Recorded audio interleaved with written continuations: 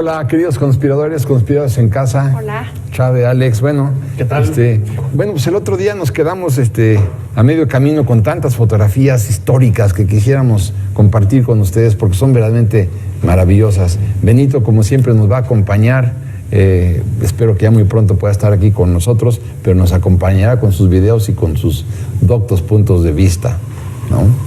Qué maravilloso seguir haciendo memoria, qué ejercicio de hacer memoria con estas fotografías, porque además salen mil detalles, salen mil cosas que queremos decir de esos momentos que están captados en estas fotografías históricas. No, y desde luego, fíjense, la fotografía rápidamente, hay imágenes que no eran fotografías por el procedimiento, eran daguerrotipos ya de la guerra del 47. Sí, claro. Hay de tropas norteamericanas en Monterrey, estamos hablando de 1846, muy viejas, búsquenlas por ahí, googleen. Y luego ya tenemos fotografía, ya vemos a Juárez, a Vidaurri, a Porfirio Díaz, los ropajes de Maximiliano después de su fusilamiento, y ya propiamente en el Porfiriato es cuando revienta la fotografía en todos los sentidos, y tenemos una gran colección que están en Casasola, con Jesús H. Avitia también. Sí, hay claro. muchas colecciones que ya nos comentaba Benito la semana pasada, así que vamos a darle, como dices, fuego a la lata, ¿no? Sí, Sigamos. fuego a la lata. Pero antes de empezar, brindemos y mandemos a nuestro primer momento, Benistófeles. A ver qué nos dice. A ver qué dice Querido Benito. Estamos en tus manos, Benito. Salud.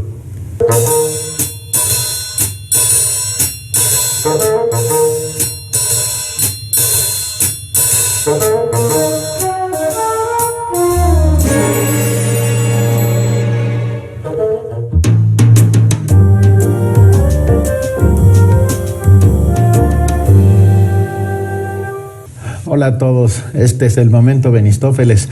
Aquí estoy con ustedes, sin lugar a dudas, en esta mesa.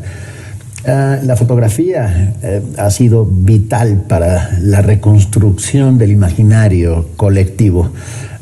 Esas fotografías espectaculares del castillo de Chapultepec en 1900, en medio de un descampado, en medio de la nada, nos muestran la grandeza de esta ciudad y cómo ha sido creada. Y posteriormente, por supuesto, tendremos el metro, la inauguración del sistema de transporte colectivo, cómo funcionaba. Se decía que era el más limpio, el más rápido. Chava Flores hizo un texto espectacular sobre él. Qué rapidote, qué grandote, decía. O las torres de satélite, que también eran así como algo lejano, algo que iba uno a visitar. ¿Cómo han ido desapareciendo esas cosas o siendo tragadas por la mancha urbana? Como satélite se convirtió en parte de nuestro paisaje, de la Ciudad de México, y no ese mundo distinto al que teníamos que acercarnos. O, por ejemplo, por supuesto, también este grito dado por Porfirio Díaz para celebrar el centenario de la independencia. Cada memoria, cada suceso nos demuestran que el mundo ha cambiado, pero gracias a esos fotógrafos espectaculares seguimos conservando esos instantes preciosos que nos recuerdan de nuestra grandeza, que nos recuerdan de nuestra identidad, que nos recuerdan quiénes somos, de qué estamos hechos. Pues este momento, Benistófeles, los abrazo muy muy fuerte a todos ustedes, queridísimos.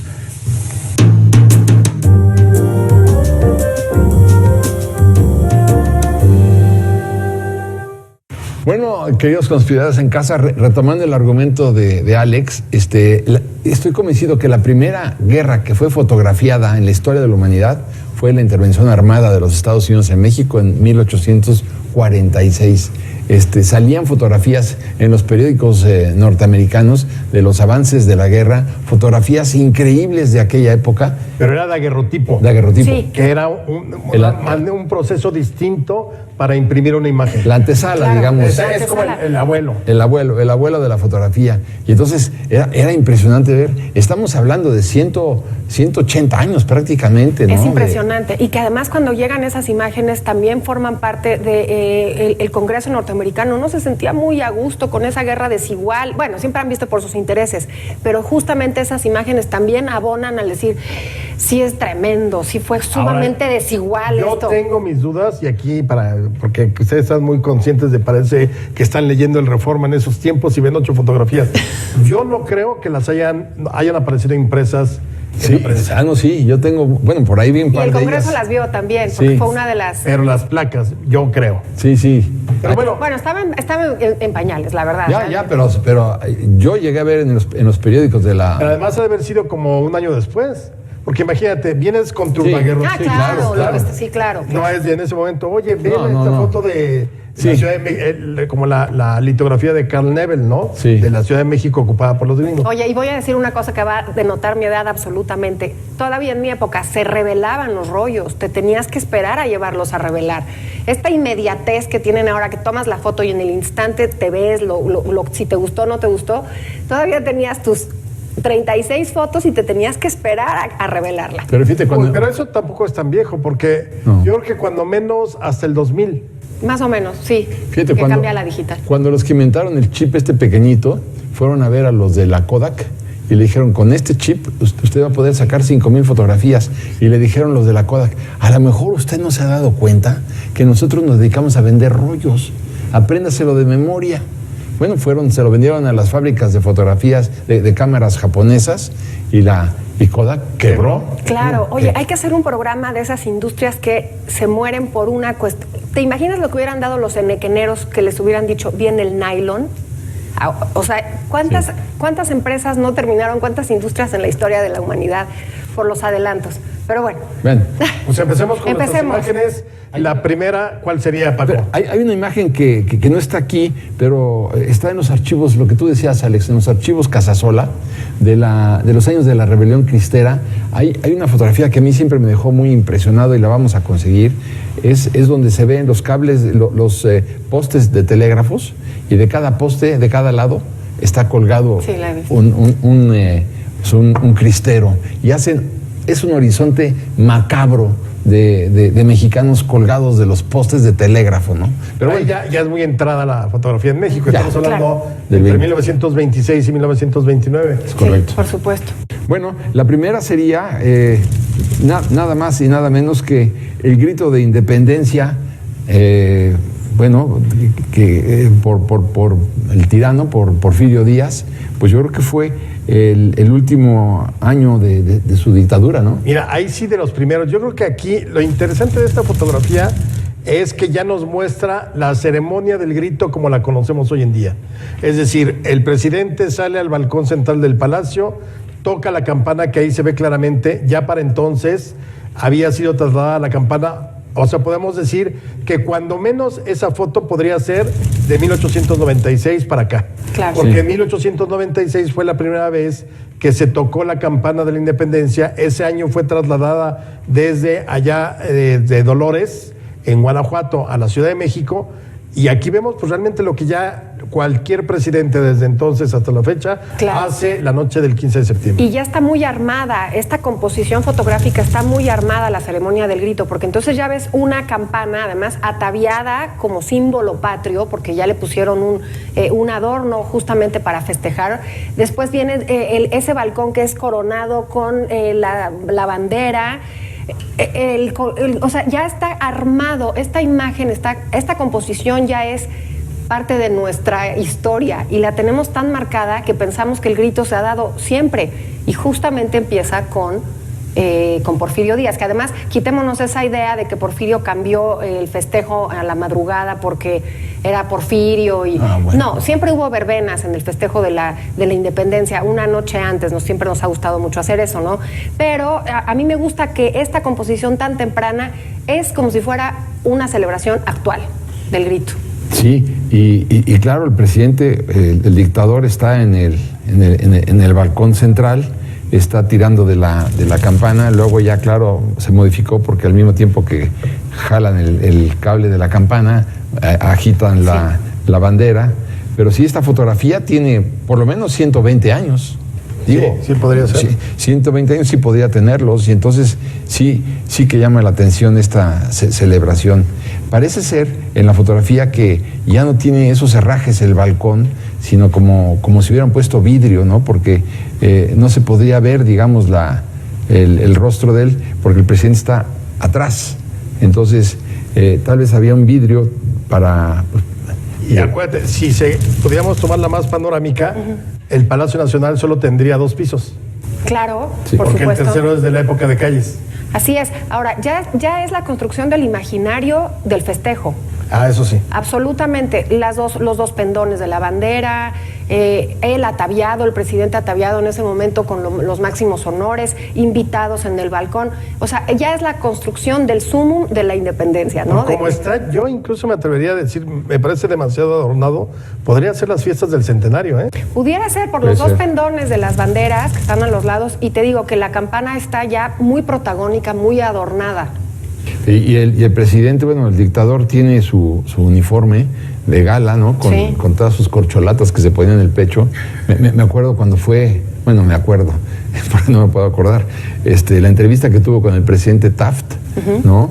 Y el presidente Taft llevaba un chaquetín negro con una corbatín, un lacito también pequeñito, y él se presenta con el pecho absolutamente lleno de corcholatas, con no sé cuántas bandas, y cuántos reconocimientos y condecoraciones del mundo entero. Y aquí bueno, no se le ven tantas, pero sí, por supuesto que ahí vemos al dictador, y no nos acordamos qué gritó, ¿verdad, Alex?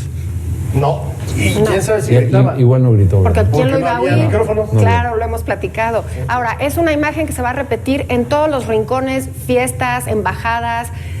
Es un emblema, y por eso les digo, esta construcción arraigó tanto en nuestro México, que es la forma de festejar la independencia donde te encuentres. Pues vámonos a un corte para seguir platicando de fotografías, y aquí les dejamos el segundo momento Benistófeles de esta emisión. Adelante, Benito. Salud, Benito, querido.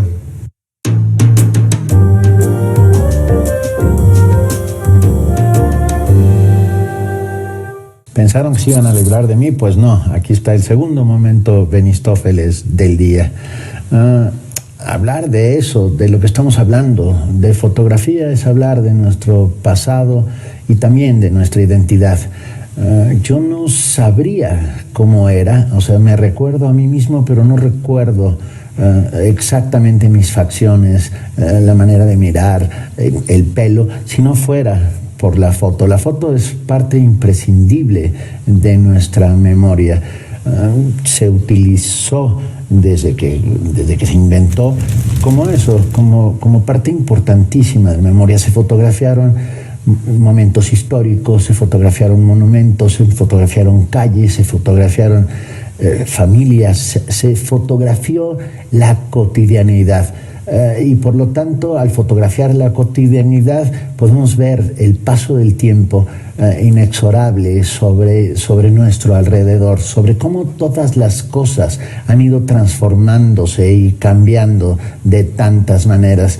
Pero esa foto en blanco y negro, esa foto que nos trae el pasado más lejano, es maravillosa, y tiene que ver con nuestra educación sentimental, tiene que ver con esta manera de mirar a ese México de una forma nostálgica, que nos hace comprender que la modernidad ha sido avasalladora y en muchos casos terrible. Más nos valdría haber dejado muchas cosas como estaban y no transformarlas y cambiarlas.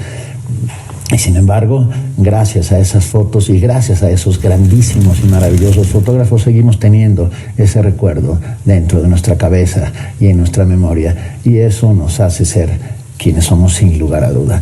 Este es el segundo momento Benistófeles del día y les mando un enorme, enorme abrazo.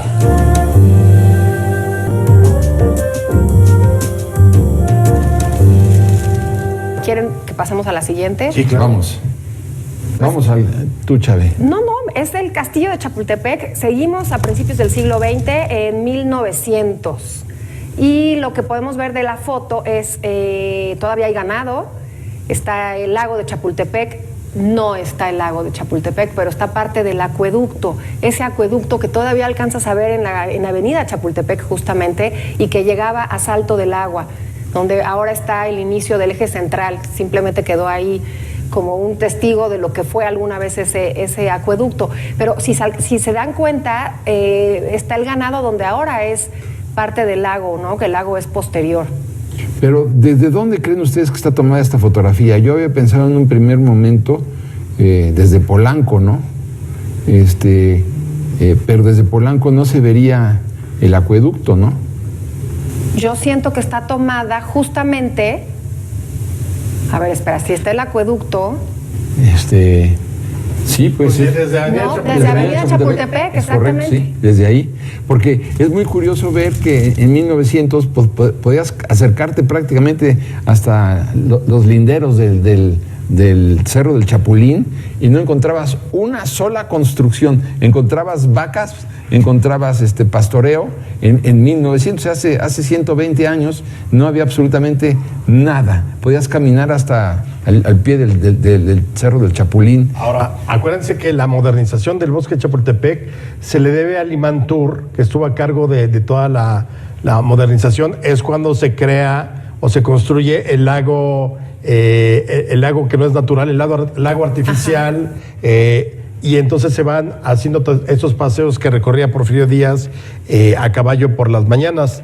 También aquí pues, creo que representa perfectamente, pues es la residencia de verano de Porfirio Díaz, siendo el gobernante entre 1876 y 1911. 1911. Ahí recibe a James Krillman Sí. para la entrevista de 1908. 8, sí. Pero además un lugar ya con muchísima historia, porque desde Moctezuma, desde la época de México Tenochtitlan, era un paseo natural. También hay los baños. Los baños, exactamente. Baño. Era un lugar para ir a reflexionar, a pasear. Después también ya en el México Independiente fue el colegio militar. A mí me causa siempre mucho impacto la crónica cuando llega Carlota y se está esperando un gran castillo. Lo único que encuentra son mesas de billar, chinches, muebles, trebejos, porque era el colegio militar y además pero eso lo encuentra en el palacio. En el palacio. Las chinches las encuentra en el palacio. Pero también y por eso habla... al otro día deciden irse claro. al castillo de Chapultepec. Pero también duerme en el castillo de Chapultepec, no puede dormir en ningún lado, porque claro, después de lo de las chinches de Palacio Nacional, aquí también había trebejos, aquí tampoco era un lugar que le estuviera recibiendo era el preludio de su muy mal logrado imperio, que qué bien, pero es un lugar que hay que visitar. Yo me acuerdo de la Casa de los Espejos, ¿ustedes alguna vez entraron ahí? Claro. Sí, ¿cómo no? Justo a las faldas del Chapultepec, del castillo. Pero ahí cuenta la leyenda que ya, que Carlota ya nunca durmió, nunca pernoctó con el archiduque o emperador de México, ¿no? Pero acuérdate que no se acostumbraba tampoco en la realeza. O sea, y tú lo ves, por ejemplo, en la serie de Crown, cada uno duerme en su cuarto. Me imagino que en algún momento tenían un encuentro erótico, como en un terreno neutral, ¿no? Pero ya para irse a dormir, cada quien se iba a Yo su con la habitación. reina de Inglaterra ni muerto, Digo, al fin. Tiene su encanto ahora que justo está muy bien. No, lo que pasa es que yo creo que siempre fue... ¿Adusta? No, yo creo que no espantaba, como dice mi mamá. Pero tampoco era así como... Era más guapa la hermana. Sí, por supuesto. Y además, ya cuando las ves en la serie, aquí el paréntesis, evidentemente es mucho más guapa la actriz pues de sin duda, la reina joven. Claro. Sí, bueno. Y la hermana También joven es el casting está increíblemente hermosa. Margarita, Pero sí. bueno, oye, vámonos a la siguiente porque si no vuela el tiempo. Sí. La siguiente es, esta es muy interesante porque es un automóvil Fiat. Estamos hablando de que, pues yo diría 1920, de los 20. justamente. Por Ahí está. el sombrero. Exacto. Exactamente. Sí, por el sombrero de carrete, ¿no? Y bueno, al fondo vemos, se ve que está circulando sobre Avenida Juárez. No, yo ¿no? creo que es el paseo de la Reforma, porque al fondo Está dejando atrás a Cuauhtémoc. Ajá. Sí. Digamos, estamos al cruce con el paseo de Insurgentes, la todavía Reforma, se ven sí. las casonas con buhardillas y hasta con una capilla, puede ser, muy europeo, absolutamente un estilo europeo. Y el arbotante a mí me llama muchísimo la atención. Siempre Paseo de la Reforma ha tenido lo más moderno, ¿no? Es como la entrada de la modernidad. Y este automóvil justamente lo está diciendo, pero no es una marca norteamericana, No, es una marca italiana. Italiana, sí. Pero fíjate, hay que poner atención, sí estamos en Paseo de la Reforma, pero hay que ver las luminarias estas, los postes de luz, qué hermosos eran. Sí, qué hermoso, Art Nouveau, ¿no? Sí, pero qué elegancia del piloto, ¿no? Del conductor del automóvil, claro. ¿no? Porque bueno, la velocidad que va, que debe ser muy baja velocidad, pues no se le vuela el sombrero, ¿no? Claro. O sea, y además va con corbata. O sea, No, imagínate, no era un México muy elegante, Pero ¿no? qué curioso, ¿quién lo diría? En el 1920 estás viendo un Fiat de esa época y demás, y a principios del siglo XXI corrieron dos Renault de Fórmula 1 en el Paseo de la Reforma, entre la glorieta de El Ángel y me parece que la de la Diana Cazadora.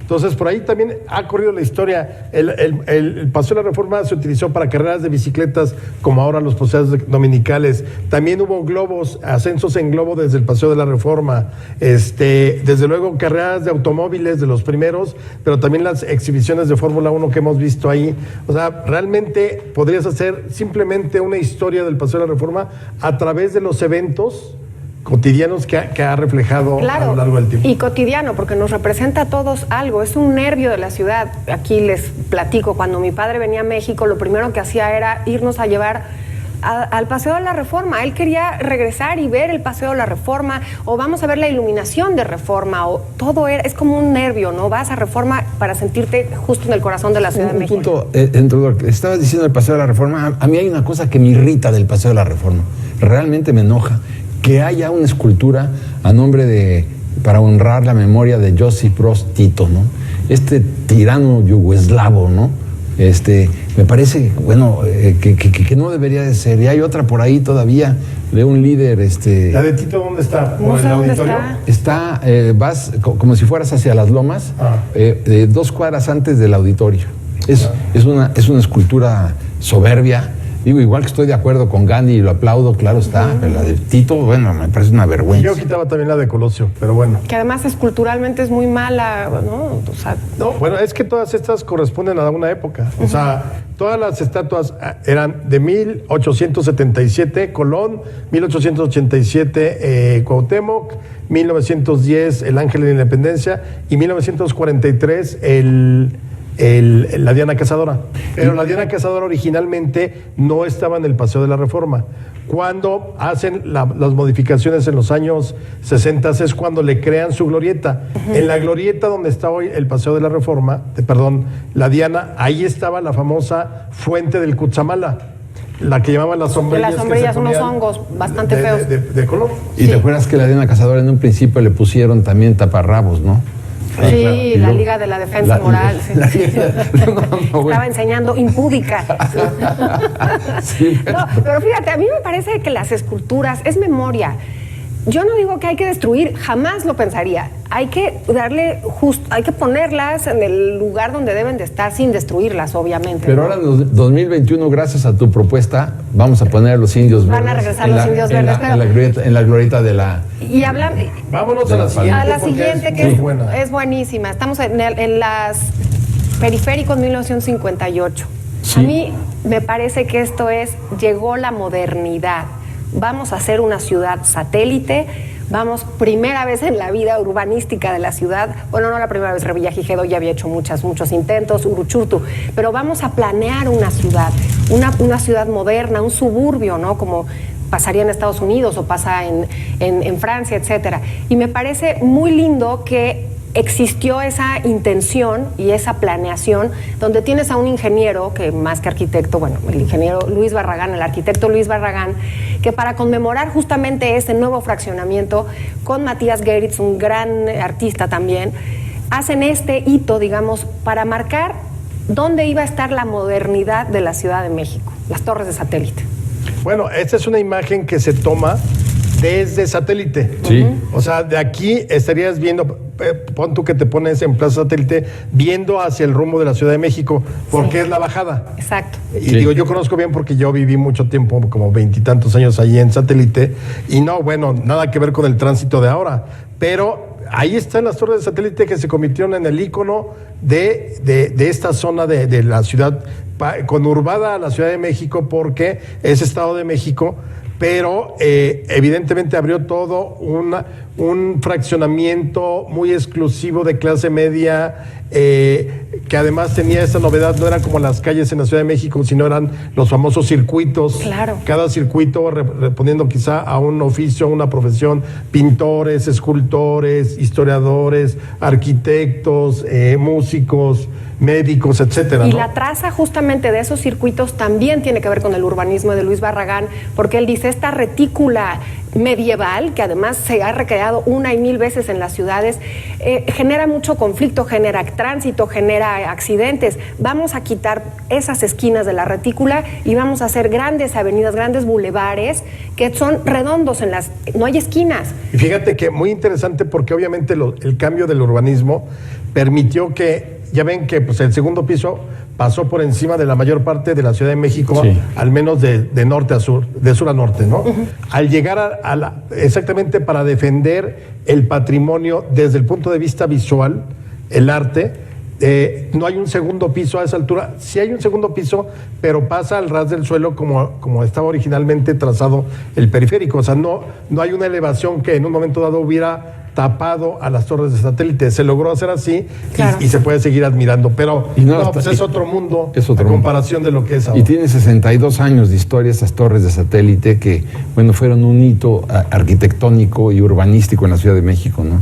Pues si quieren, pasamos a otra más, que es la inauguración del metro. Estamos hablando en el año de 69, sí. Y claro, hay que ver también ahí que había edecanes que te conducían a tu lugar, viajaban, edecanes obviamente uniformadas, que te conducían a tu lugar, porque claro, en ese momento que en la Ciudad de México habrían a lo mejor unos, sin tomar el área conurbada, a lo mejor éramos 3 millones de mexicanos, y ahora hay que ver cómo evolucionó todo esto, pero el metro, se decía una cosa que era muy curiosa en el metro, que para burlarse del presidente Díaz Ordaz, decían que el día que fue a la inauguración del metro, pues no pasó nada porque terminaron la obra maravillosamente bien, pero se les olvidó meter el tren. Entonces, pues que iban a inaugurar, ¿no? Pero en fin, digo, es también una fotografía icónica mexicana. Pero fíjate, ¿no?, que es interesantísima, porque creo que el metro solo lo puedes ver así el día 1 de enero, así de vacío. Sí. Porque se convirtió verdaderamente en uno de los pilares de la comunicación dentro de la Ciudad de México. Y la otra cosa importante es, mi mamá cuenta que en las primeras veces a la gente le daba miedo, igual que sucedió con los tranvías eléctricos a principios del siglo XX, o sea, como que no sabían cómo abordar, y por eso meten edecanes. Claro, para que sea más...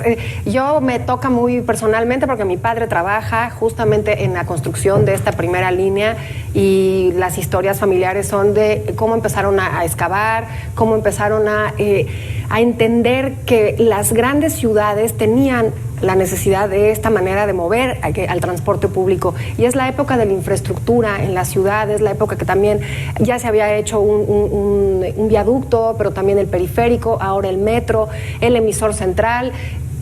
Se empieza a hacer la infraestructura de una ciudad a mediados del siglo XX que ya no se imaginaban lo que se iba a convertir. Pero bueno, Pero bueno, como dicen, recordar es volver a vivir. Salud por la fotografía. Gracias a Benito por los momentos, Benistófeles.